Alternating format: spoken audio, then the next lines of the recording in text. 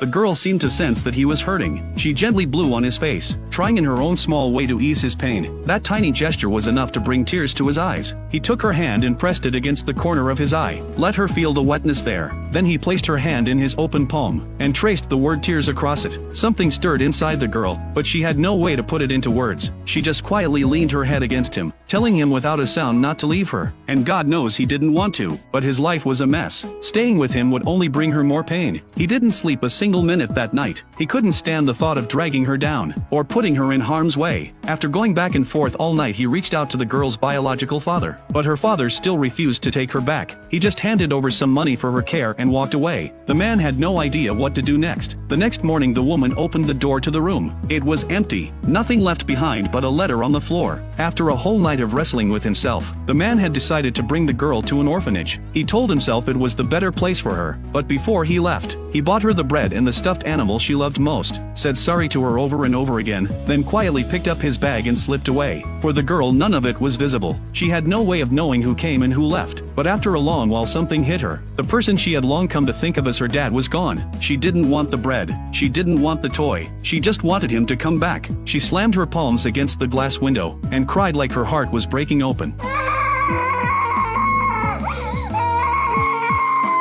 But the man, who couldn't bring himself to leave, had never gone far at all. He was standing just outside the window, suffering in silence. They shared no blood, but she had been his daughter in every way that mattered for a long time now. In the end he pushed open the glass door and walked back in. The moment the girl felt that familiar touch at her fingertips, she started hitting him out of anger. He bowed his head and let her, too choked up to say a single word. After a moment the girl reached out and took his hand. She traced the word tears across his palm. She wanted him to know how deeply she was hurting. Then she kept tapping him on the shoulder, asking him in the only way she could who he really was. This man, who had first come into her life pretending to be her father just for the money, now had no idea how to explain any of it. He sat with it for a long time, then something in him settled. He gently took her hand in his, and with great care wrote 2 words into her palm. Those 2 words were, "Your father."